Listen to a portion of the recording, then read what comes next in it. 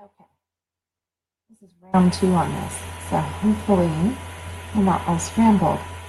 I'm going to wait just a second and let a couple people pop in. Okay, so since Addison, I see that you have joined. Am I scrambled now? I'm good. I saw this. I'm good. I'm good. Okay, great. Okay. Hey there, Steve. Okay. So second time on this video, and all about embracing your dark side. So I guess, okay, good. Thank you for letting me know, Addison. Thank you. Hey, Patrick. Okay, see, nobody could hear me. That's why nobody was there. I was like, oh, I'm alone. Okay, so no crowd today.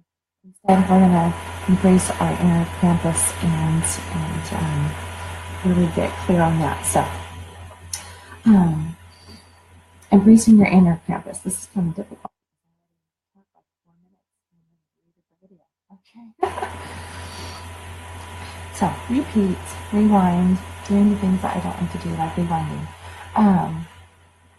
So the importance of embracing your inner Krampus, of embracing your dark side, is that number one, you're embracing your humanness. And by embracing your humanness, you're actually going to clear out that space to really move forward into the light, and really have everything that you want. And it's not about having that, we're not talking about the negative ball of shit that we all carry around with us, and everybody has a different size ball. It's kind of that blockage towards the goals. What we're talking about is, it's really about how you each moment, like when you first start. For example, my kid fell down the stairs on this morning quite early. He fell down the stairs, and that right there can really impact his day. Of course, he can have just a crappy day, and that could be that he came down and he seemed relatively mellow about it, like that. So I fell down and he's talking. He probably will keep that mellow attitude because that's his personality. That's just the way he kind of rolls through life. Not a whole lot gets to him. But for a lot of us, if we stub our toe, if a button pops off our clothes, if we spill coffee on our shirt and we just put it on, if we tumble down the stairs, that would be a tone setter to negativity for the day. And say, oh man, why does all this shit always happen to me? Blah, blah, blah, blah, blah. And then you start talking yourself into the energy of, you walk into your office and you got your cup of coffee with you, and you set your cup of coffee down, and as you're setting it down, you're like, oh man, I hope I don't spill it. So if you think those kinds of thoughts, then all of a sudden that negative, you're kind of impacting that negative role on your day. So number one, you got to forgive yourself, and this is really, really good. You've got to forgive yourself for being negative. You've got to forgive yourself for having a human moment, for fucking up, you could say, right? Or having an accident. It's completely fine. And by embracing your humanness, by embracing this negativity, this dark side that we all have, what you do is you actually become more conscious. Okay? So you become more conscious and you move through the darkness quicker. If you don't pay attention to the dark side, then you're going to get stuck in it. Because what you try to ignore, what you try to bury, like a statement of just put it, we're just going to sweep it underneath the rug and act like it's not there. If you're just sweeping it underneath the rug and acting like it's not there, well, before you know it, you're going to have a pile of trash underneath the rug. And it is going to come seeping out from the sides of the rug, and it's going to be a lot nastier the second time around than the first time around, and you just need to deal with it. So embrace it and allow yourself to move through it by saying, yes, this day really started out crappy. I'm really having this moment where I'm not in a good mood. I'm really upset. I'm really sad, mad, overwhelmed, fatigued, feeling a touch of sickness or something.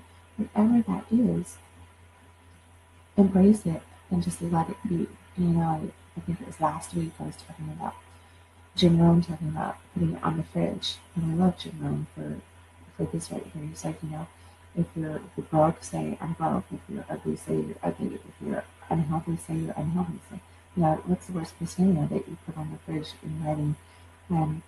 I'm broke, ugly, unhealthy, this, that, whatever it is. At least put it there. So that now you're saying, okay, I know that this is where I'm at, but I'm making a choice to not be there anymore. And that's what you have to really do, is you have to embrace that you're there, and then you become conscious to it so that you can then consciously make a choice to no longer be there. But if you're sleeping underneath the rug, then you're not going to have that consciousness to even deal with it. Okay? So what I was doing, it took a little bit longer other than having to restart this video, is that I was making a little list of things that I wanted to definitely touch on for you guys. And some of the, I actually came up with like 5 different points as to why embracing the inner Krampus is so important. So one of the things that you'll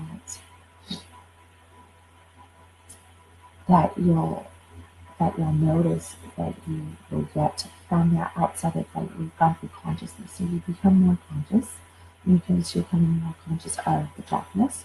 You also become more conscious of things that you don't want. So this is a feeling, and remember I've been talking about like, do things that make you feel good and use your feelings as a GPS system, right? So if you forgive yourself, forgiveness is a state of life. So you're going to instantly feel more love as you're telling yourself, don't. It's not that big of a deal, and I'm not going to let myself really get down about being down. Okay, that's what we're talking about. Don't beat yourself up about being down, about having a lower vibration. Called the act of forgiving yourself for just having a lower vibration is going to bring love into the picture. It's going to bring back that self-love. And that is what you have to do sometimes to really get that ball moving through it so that you can start moving through it. So you're shining the light of awareness on it. You're becoming more conscious to the fact that, okay, I'm consciously aware that I'm not in the frequency that I want to be, but now that I'm consciously aware, I actually just moved up a notch. Now I'm going to forgive myself for having a crappy moment, having a crappy day, just wanting to lay on the couch and be a couch potato and say fuck it. It's okay. It is okay to be human. Okay?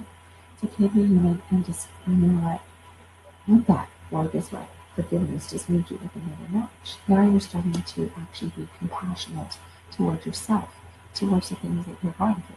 So you're moving up, you're moving up, you're moving up. See where this going? Every single one of these steps, you keep moving up that emotional frequency ladder, and before you know it, you're going to be in a much clearer, better vibration than if you had just hung out down here and ignored. I must not. I'm going to force myself to smile. I'm going to force myself to do this. I'm going to force myself to do this. No, everything's fine. Everything's fine. Like, yeah, it's all groovy and everything is fine and it will work out and it's all going to be great. But if you're really not being aligned to that, get right with not being aligned to it first, and then you'll start to move towards exactly that, of everything being fine, everything being great. So yeah, so you're going to become more mindful. That's really what that is about. You're going to start noticing in those moments. If you start to embrace your dark side, it's going to allow you to slow down, become more mindful of the things that might really erupt the dark side, or that overly feeds the dark side, or those little sensations that go off inside of us that make it where we could lean into the dark side, but in those moments we haven't. That's our critical decision time. Do I lean this way or do I lean this way? Am I going to the lights or am I going to the jet? Really choose. Those are those mindful moments, and we don't know the mindful moments unless we've actually experienced some moments that aren't so mindful. Your relationships are going to improve if you actually embrace your dark side. So if you embrace that in a campus, you're also going to find that relationship will change with your friends, with your lovers, with to children, your colleagues, all this different stuff. And here's why. Break over. So the reason why relationships will improve is that you're not going to be projecting your negative stuff on someone else anymore. So you're going to start to notice more how you are projecting things out. And you'll also notice how people will come into your life that are reflecting different things. So you're going to be more conscientious and responsible. You're going to be pulling yourself out of the victim mode by actually embracing the Krampus and just saying, okay, I'm really changing and poof. Like I just see that I've been consistently saying this to this person and actually that's all me, them.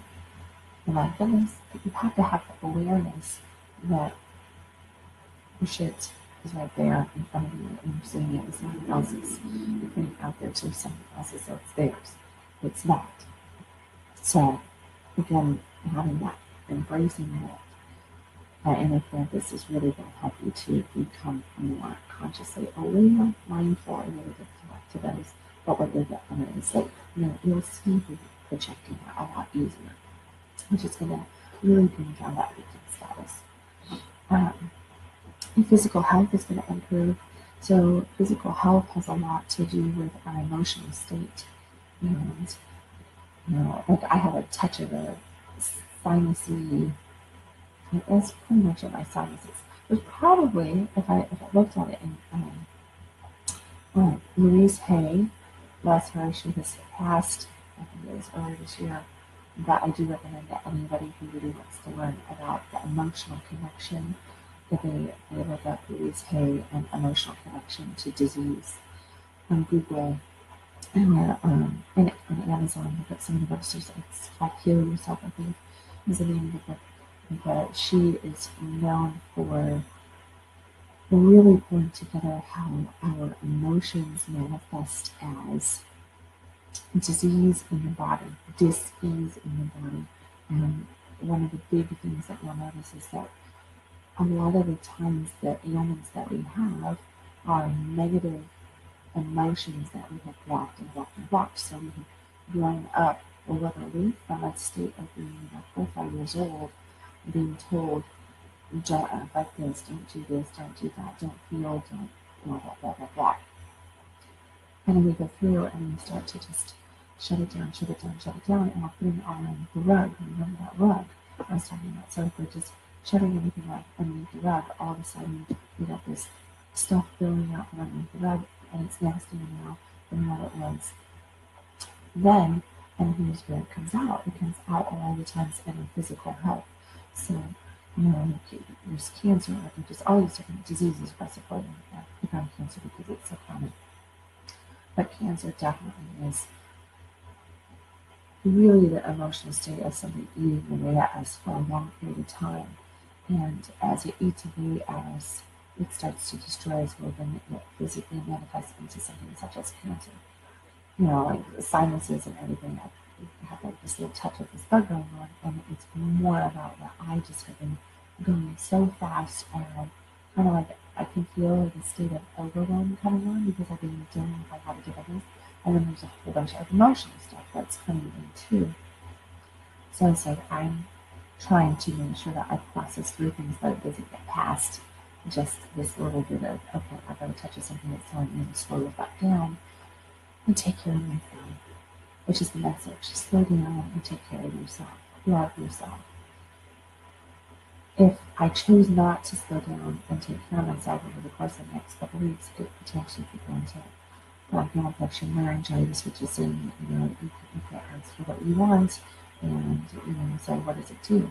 You're not good at asking for what you want. All of a sudden, you're at the laryngitis, something that makes it really hard for you to ask for what you want, for what you need, and then you're forced into receiving help from somebody because now you've got to write it down on a piece of paper, and it's extra hard to get a message through. So, really, just going with that Wednesday stuff is it's 6 o'clock at night, so we need to go really quick up there, listen to my mouth.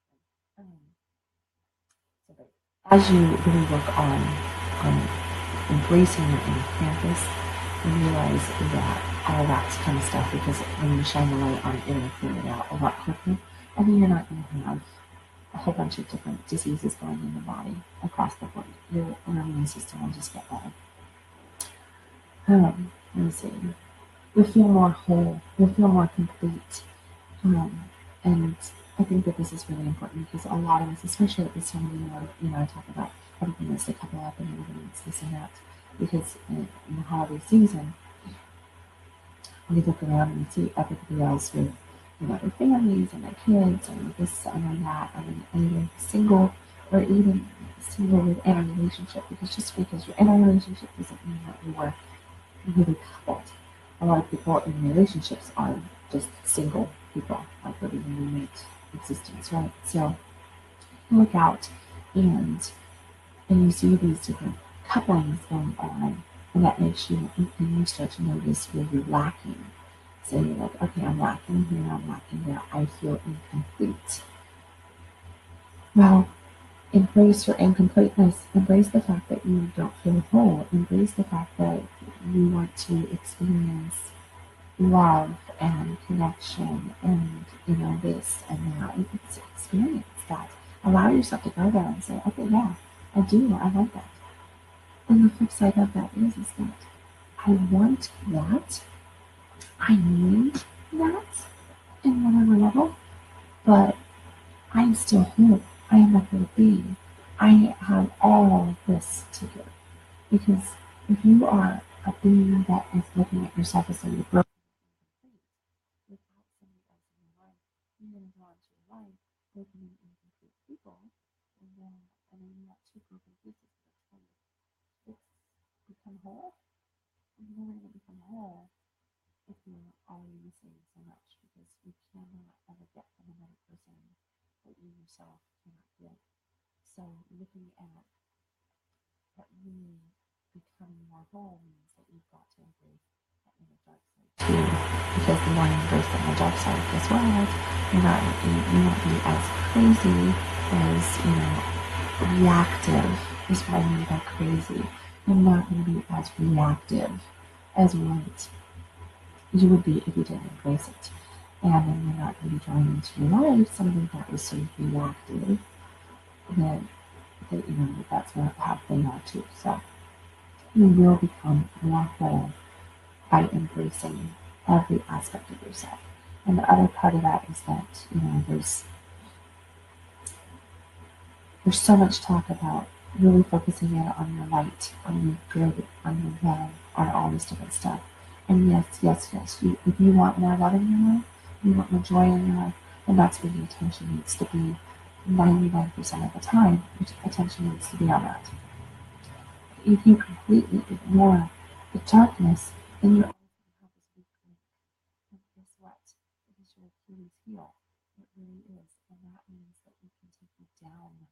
And if you do not know your opponent's weaknesses, which would be your darkness, you need to see it for what it is so that you can overcome it and not let it knock you down in those moments that's going to try to get to you.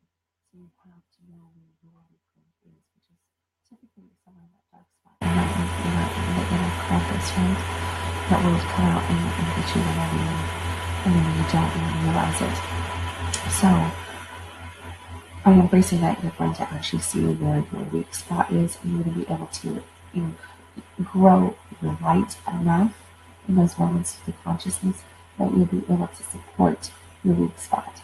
And then when you pay attention, just enough attention to actually healing and working with that weak spot, then everything else will grow, because it is the weak link, and your personal growth, you cannot grow past our weakest spot. So you may think that you're all this, but if you have this weak spot down right here, like this, so you have this weak spot here, but you're like, you think you're right up here. Well, guess where you're really at? You're really right here. Everything else is up here in the mind, and where you're really working at is from this point right here. So if you want to be operating from a higher frequency, understanding, conscious level, then this is where you start. Even when you think you're up here. and knowing and being. And you've got to get into that being state and you move up to that being by paying attention to this and moving it, and moving it, and moving it. Okay? So I'm going to tell you a little story real quick, just to make this point in a really easy way. So there's, I think it's an old Buddhist story, a Zen-based story, and it's all about basically the statement, and it's not really a story, I guess it's just a quote, but I always have to paint the picture.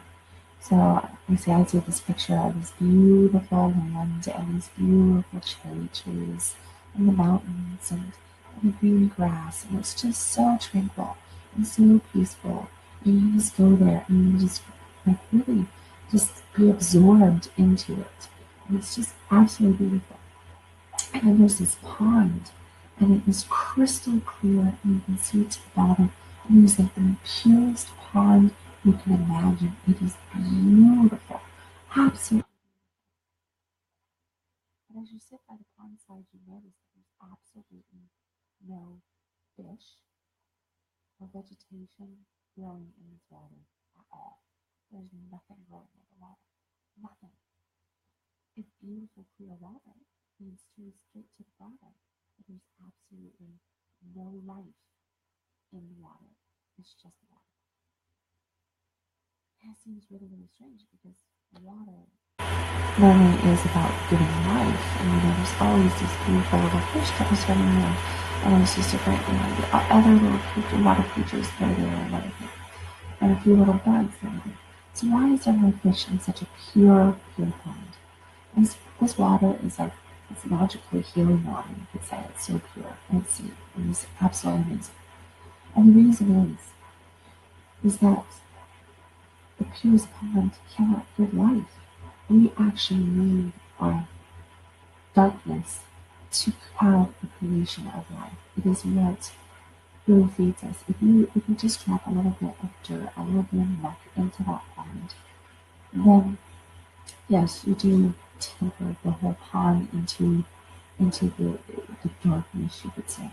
But from a little bit of that dirt in the water, a little bit of some grasses growing up, and some sliminess on the bottom of the water in different spots. Maybe it's not out in the middle of the main spot.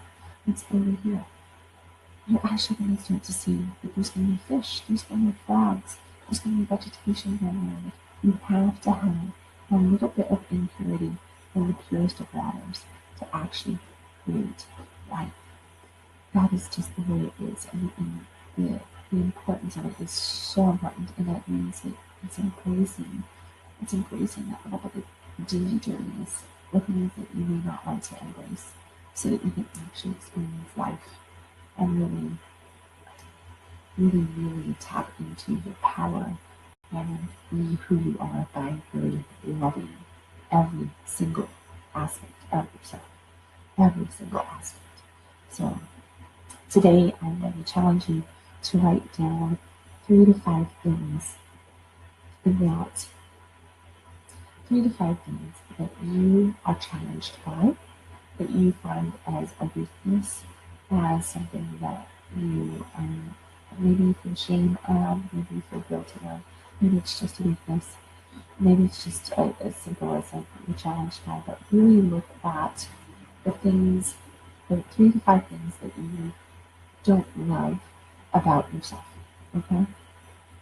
Write this down, and then I want you to start to, underneath each one of those, leave a little bit of space, and then write down 3 turnarounds on those things. So for everyone, you're going to write 3 turnarounds. And, let's say, I'll just take that I have a stuffy nose. So I got this stuffy nose. I went to bed at like 12:30 last night and I was writing this on my time. And I thought for myself, so I could say, yeah, I'm not feeling 100%.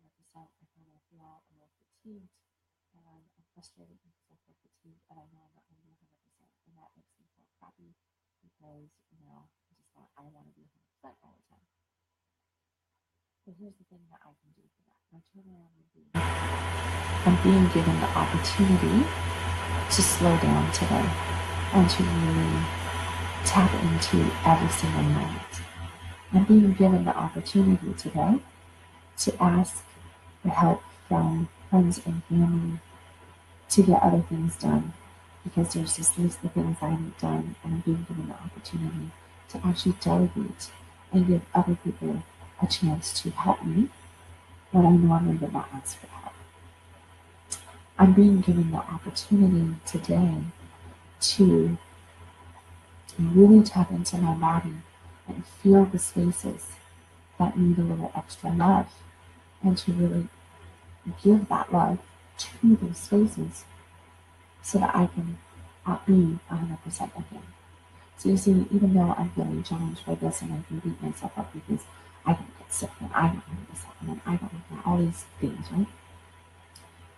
Instead of leaning into what I don't have and getting mad and frustrated with myself, I'm going to choose to pick on those turnarounds instead. So there's your challenge of the day is to write down 3 to 5 things that you feel challenged about, that you're not in love with about yourself today, and then do 3 turnarounds to each one of those challenges that you're feeling. Okay? And to see how that improves your day and gets you to start getting out of that, away from your Krampus and embracing your Krampus. Okay? So the Krampus is not going to come and stick you in a snow globe and lock you up until you February 2018 for you because you're going to see him coming. Okay? So, amazing. I feel complete on that note. So if there's no questions, no comments as we keep people in and a few people popping off and all this good stuff, I'm going to just say good morning, goodbye, and all that good stuff. Go have an absolutely amazing day and really just embrace your inner purpose or embrace your cow from yesterday. I don't know. Maybe I'll go put on the cow costume and wear it to the office. I did do a whole day in the cow costume. There's an article coming out about a day in the life of a cow. So just being different. Power that. So but I will catch you tomorrow around 6 o'clock in the morning for, I don't know, something else. We'll see what comes up. Until then, feel free to message me anything that you need to, or pop me a message here on Facebook or email me, whatever works best for you. If you want my cell phone number and talk to me a lot, if you're that close in my life, feel free to pop me a text message too. This is about different things. I love your ideas. I love your comments. Let me know what you want to hear. Let me know if you want me to continue doing this into 2018 at some sort of schedule too. I'm kind of feeling that that's a possibility. So I want to know if I have that support secure or not. I'll probably be putting up a poll in the next couple of days, so make sure that you get your vote on that poll for me. And yeah, other than that, I will see you tomorrow morning at 6 o'clock.